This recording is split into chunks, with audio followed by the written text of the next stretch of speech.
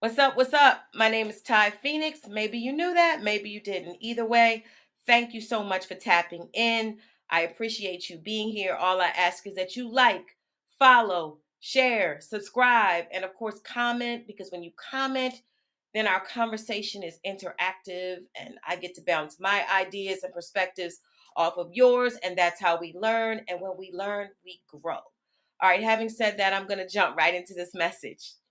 In this violent society, sometimes even barbaric, where violence is the way in which humans relate and express themselves to one another. In this society where aggression is considered a means by which to obtain control and dominance or power, we don't talk about the silent warrior enough. The silent warrior who chooses not to engage in warfare directly, chooses to stand down, but still somehow maintains their power, maintains their energy, resources, and oftentimes maintains their dignity. Now, although this message today is not about any particular rap beef, I have to be authentic and say that J. Cole choosing not to participate in the rap beef, it inspired me to discuss this because everyone is familiar with The Art of War, very classic book written by Sun Tzu, a book that discusses numerous tactics and strategies on how to be effective in the art of warfare. But what's often not discussed when we talk about the art of war is the art of no war. When you don't always choose to fight, but even in choosing not to fight, somehow you still can maintain a position and assert your position. You know, a lot of people had severe criticisms of J. Cole for not wanting to participate in the rap battle because, as they say, well, it's just lyrical sparring. It's just talented artists showcasing their lyrical abilities and then ultimately fighting for lyrical supremacy or lyrical dominance. But I was always of the belief that J. Cole knew that even though that's how it appears on the surface, it looks like we're rappers, we have rap skills, so we're battling it out, showcasing these rap skills. He knew it was deeper than that. He knew because he's in the industry.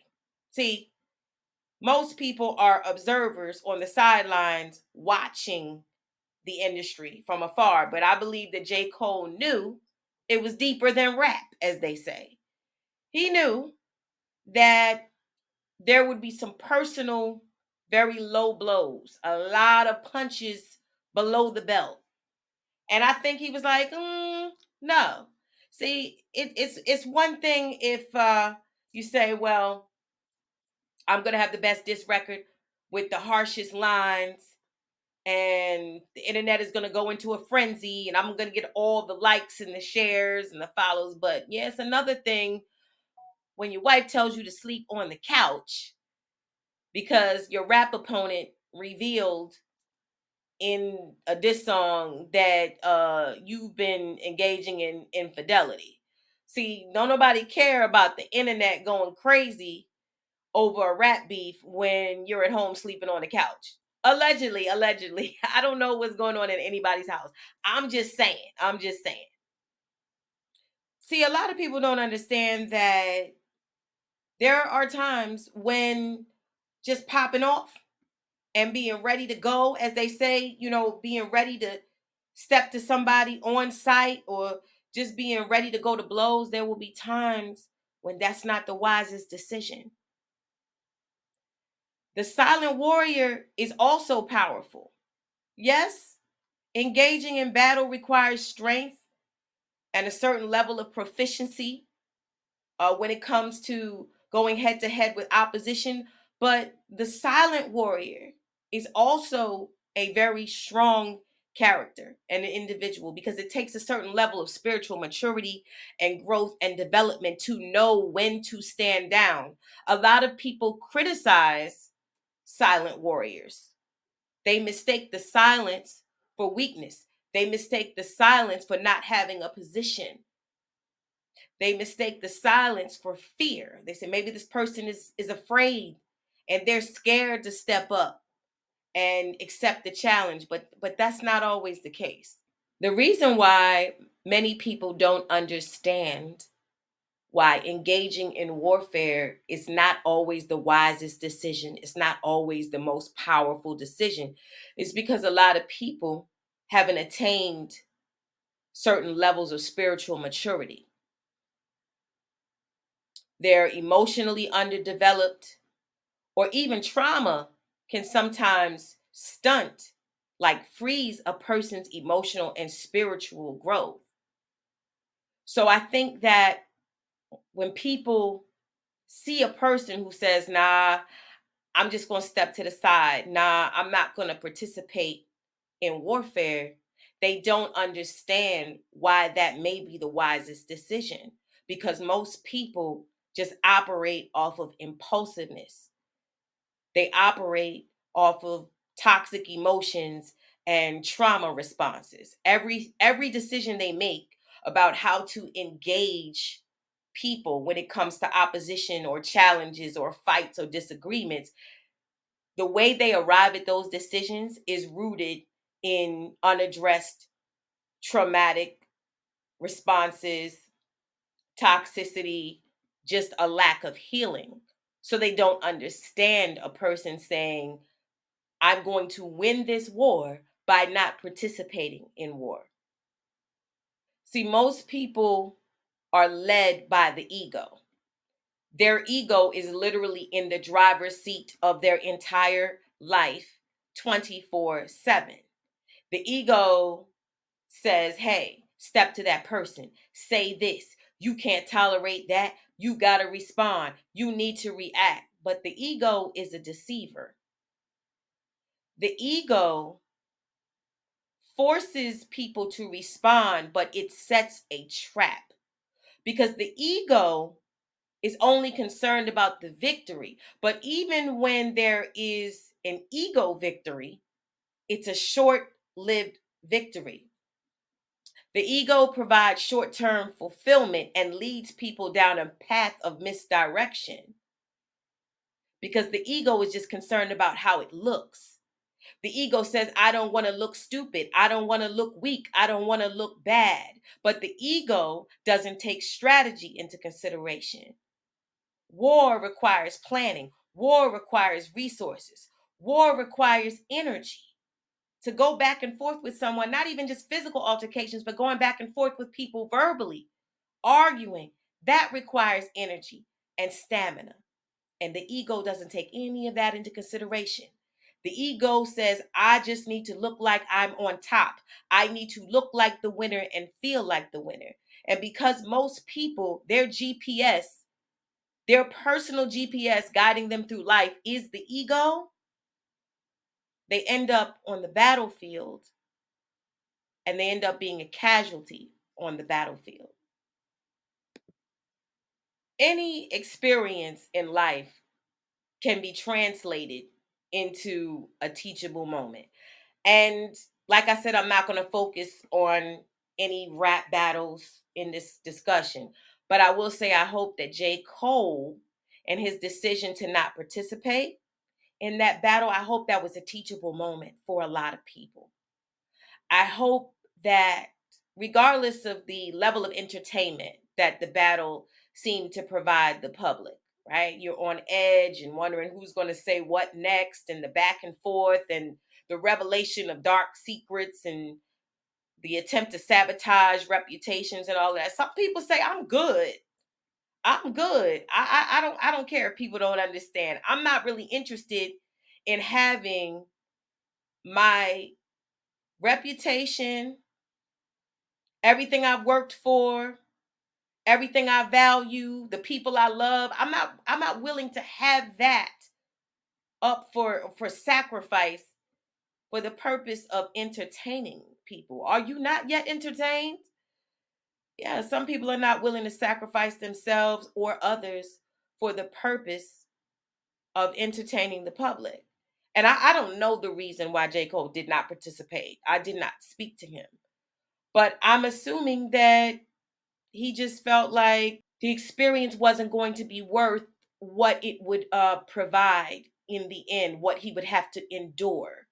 Yes, I'm assuming that his deductive reasoning led him to believe that what he would achieve in the end, it would not measure up, or what he would have to endure in order to achieve whatever the prize was at the end. He was like, no, it's not really worth it.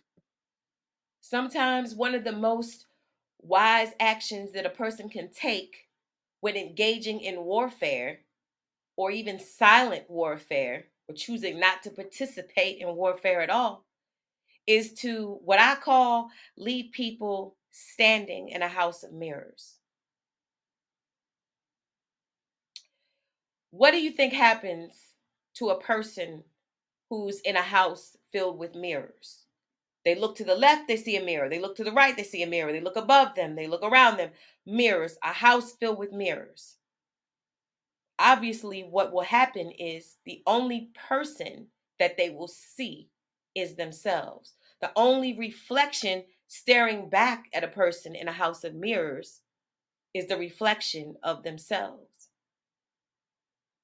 Sometimes when you engage in warfare or battles, you provide people an opportunity to deflect and reflect and project whatever it is that is tormenting them internally. You give them the opportunity to project that outwardly onto you. But if you're nowhere around, or you choose to disengage, or you say, no thanks, kind of like J. Cole, then your opponent is forced to deal with themselves or someone else. If they put someone else in that oppositional position, and now they have a different target other than you. But for the sake of this discussion, let's just say it's you and one other opponent. When you disengage, now they are forced to deal with self. And most people don't have the ability to really, or the comfort level. They're not able to easily deal with self. So you leave them standing in a house full of mirrors, where all of their fears, all of their insecurities, all of their anxieties, all the things that make them upset, angry, all of the things that are overlooked, forgotten, rejected, buried deep inside, they have to see those things reflected back onto themselves. And you are not there to be the recipient of whatever it is that tortures them, whatever it is that haunts them, whatever it is that they cannot confront or address within self. See, like I said, warfare requires an abundance of resources. And to me, one of the greatest resources in the universe is energy. And if you are drained and tired, and your mind is just expended, your resources are being depleted, physical, emotional, mental resources, spiritual resources, if they're being depleted, then you don't have the energy necessary to fight. I even notice when I get trolled, I'm not the only one who gets trolled. Many people get trolled, but I observe people who troll, and whatever that is, whether they're just spiteful, whether they're just hateful, whether they're just bored and unhappy, it takes energy to try to inflict negativity onto another person. That takes energy. And see, a person like me, a master alchemist, I'm going to take the energy, regardless whether you trolling or trying to, be negative. I'm going to take that energy as the master alchemist I am, and I'm going to transmute it. And I'm going to turn it into a turbo boost of energetic power that I will use for myself. Because the greatest resource to me in the universe, in the omniverse, is energy. It don't matter if you got a bank account full of money. If you don't got energy, because you are weak, you are depleted, you are unhealthy. If you don't have energy, it does not matter whatever else you think you got going for you. Energy is everything. And those who engage in warfare without strategy, those who engage in warfare because they are fighting a war within themselves and they don't have the strength, they don't have the ability to fight that internal war, so they need an opponent. When you stand down and you're the silent warrior and you say, "No, I won't be your opponent." All that hate, you're going to have to confront it. All that anger, you're going to have to confront it. All that misdirection and projection, you're going to have to deal with it. Remember, the house of mirrors. The silent warrior is a powerful individual. And like I said, I'm not going to reference any particular recent rap battle, but I will say this. There was a time when Drake said, "If you diss me, you won't hear a reply for it." And he's been in several rap battles. This recent battle wasn't the only battle he's ever been in. But clearly, either he doesn't follow that logic anymore or these circumstances were different. So he utilized a different logic. But sometimes, not all, but sometimes that is the best course of action to take, especially if you're powerful and successful and happy and fulfilled, because a lot of people are not any of those things. They are not powerful and happy and successful and filled and fulfilled and balanced and clear-minded and lighthearted. They are none of those things. So rather than to confront the fact that they are none of those things, they need a punching bag. They need someone to blame, a scapegoat. So not replying and not responding, oftentimes you may win. You may win. Even if you lose a battle, you can still win a